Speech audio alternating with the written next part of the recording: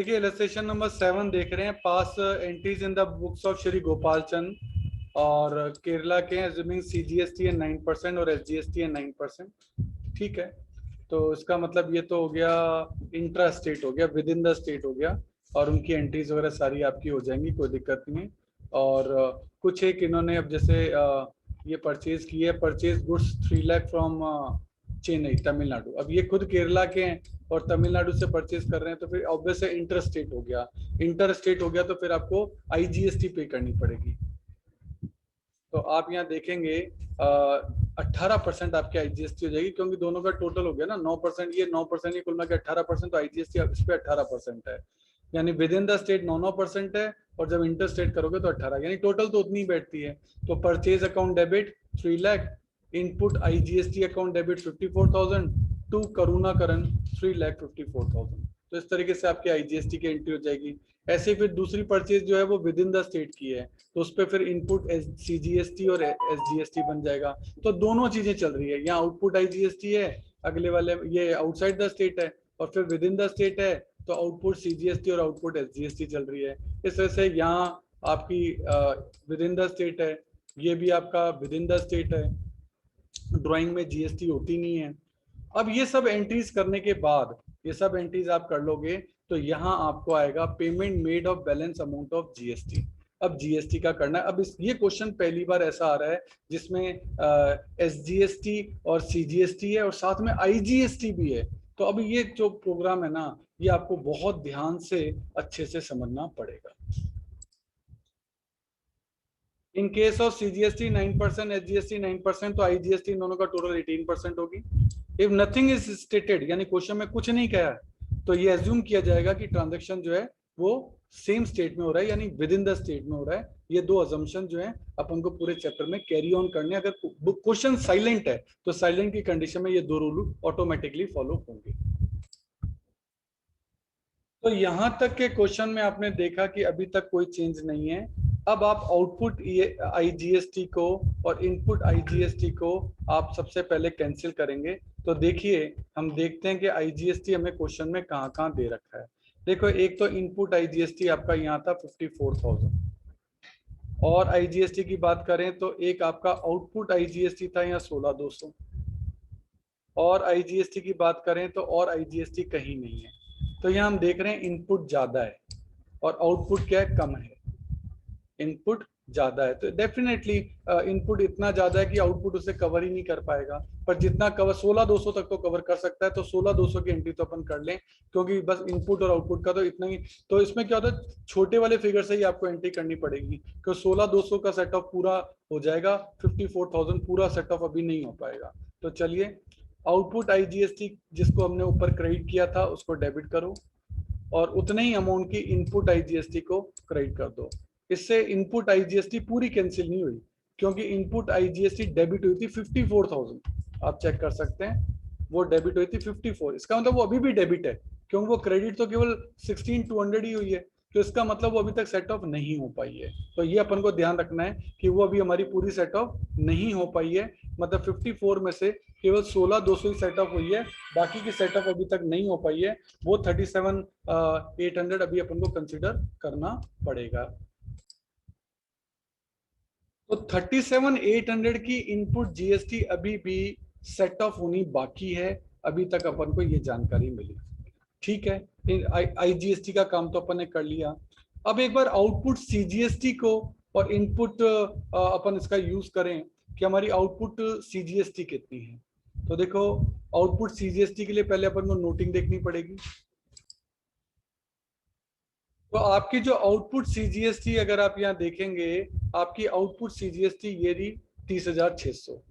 तो output CGST में से पहला जो हक बनेगा वो इनपुट आईजीएसटी जो कि सेट ऑफ होने से रह गई थी उसका बनेगा। तो देखो, टोटल आउटपुट सीजीएसटी है 30,600, उसमें से जो आईजीएसटी सेट ऑफ होने से रह गई थी पहले वो सेट ऑफ हो, लेकिन ये भी इतनी ज्यादा नहीं कि 37,800 को एब्जॉर्व कर सके, तो बस उतना ही कर पाओगे 30,600 तक का।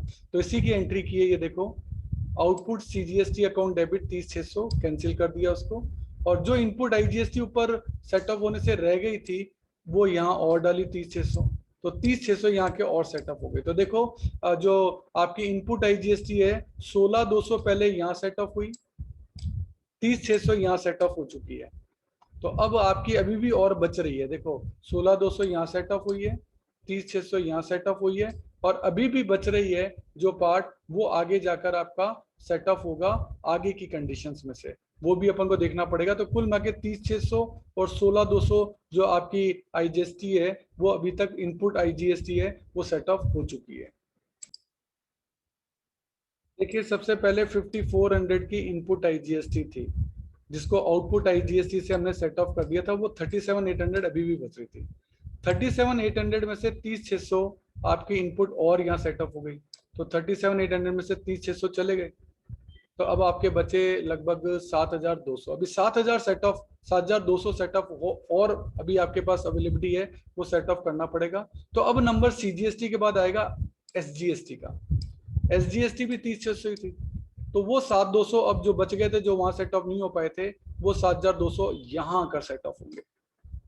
तो इस तरीके से टोटल आपकी इनपुट आईजीएसटी जो थी, जो कि 54,000 थी, वो 3 जगह सेटअप हुई। सबसे पहले तो वो आउटपुट आईजीएसटी में से ही सेटअप हो गई 16,200, सबसे पहला नंबर, सबसे पहले वो यहां से सेटअप हुई, नंबर 1 लिख देता हूं यहाँ। फिर वो पूरी वहां नहीं हो पाई, तो फिर वो गई आउटपुट सीजीएसटी में, नंबर 2। फिर भी वो पूरी नहीं हो पाई, तो नंबर 3 वो गई आउटपुट एसजीएसटी में। इस तरीके से पूरी जो आपकी इनपुट आईजीएसटी है वो सेटअप हो गई। अब एसजीएसटी में 23,400 रुपए बचे हुए हैं, आउटपुट एसजीएसटी में 23,400 बचे हुए हैं। सीजीएसटी तो पूरी खत्म हो गई थी, आउटपुट सीजीएसटी तो पूरी खत्म हो गई थी यहाँ, लेकिन यहाँ पैसा बचा हुआ है। तो अपन यहाँ एक एंट्री करेंगे, ये देखो इनपुट आईजीएसटी पहले अपन ने यहाँ पूरी की थी, 30,600 हमने यहाँ पूरी कर दी, किसमें से, सीजीएसटी में से। अब बाकी की 7,200 किसमें से पूरी हो रही है, आउटपुट एसजीएसटी में से पूरी हो रही है। एसजीएसटी कितनी थी, 30,600, उसमें से इनपुट आईजीएसटी जो अब तक सेटअप नहीं हो पाई थी तीसरे नंबर पे, वो यहाँ गई। अच्छा, इसके अलावा इनपुट एसजीएसटी भी तो सेटअप नहीं हो पाई थी, क्योंकि अब आपने तो आउटपुट एसजीएसटी को यहाँ यूज कर लिया था, आउटपुट एसजीएसटी को तो आपने यहाँ यूज कर लिया था, तो इसलिए इनपुट एसजीएसटी 7920 जो कि आपने पे की थी वो अभी तक सेटअप नहीं हो पाई थी, वो भी आपने यहाँ सेटअप कर ली। उसके बाद अब आपका जो भी बैलेंस बचेगा वो आप गवर्नमेंट को पे करोगे, और 15,480 आप गवर्नमेंट को यहाँ पे कर देंगे।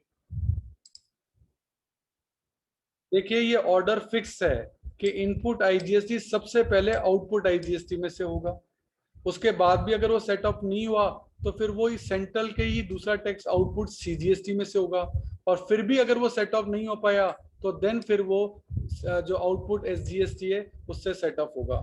तो ये ऑर्डर है, आपको याद रखना पड़ेगा, नंबर 1 यहाँ से, नंबर 2 यहाँ से, और नंबर 3 यहाँ से। इसमें और भी बहुत सारी कॉम्प्लिकेशंस हैं, पर पहले आपको इसको समझ लेना चाहिए। मतलब आप इसको इस तरीके से देखिए कि ऑर्डर फिक्स क्यों है, कि अगर आपने कोई खर्चा ज्यादा कर लिया, अब वो खर्चा पूरा करना है, पेमेंट कहाँ से करोगे, तो पहले आप जाओगे भैया के पास, भैया से खर्चा पूरा नहीं हुआ तो फिर जाओगे मम्मी के पास, और मम्मी से खर्चा पूरा नहीं हुआ, पूरे पैसे नहीं मिले तो एंड में जाओगे पापा के पास। ऐसा नहीं हो सकता कि सीधा ही पापा के पास चल जाओ, तो एक ऑर्डर है, उस ऑर्डर को आपको फॉलो करना पड़ेगा कि पहले भैया, फिर मम्मी, और फिर पापा। इस तरीके से ऑर्डर में ही चलना होता है, और डिपार्टमेंट टाइम टू टाइम ये ऑर्डर चेंज भी कर सकता है। तो इस साल हम आपको ये पढ़ा रहे हैं, टैक्स के रूल हैं, हो सकता है कुछ सालों बाद हम आपको दूसरा ऑर्डर दे रहे हो, तो गवर्नमेंट जो ऑर्डर बनाएगी हमें तो वही फॉलो करना पड़ेगा। तो इसमें लॉजिक कम होता है, उसमें लर्निंग ज्यादा होती है, तो ये ऑर्डर आपको लर्न करना पड़ेगा, ये बात आपको ध्यान रखनी है।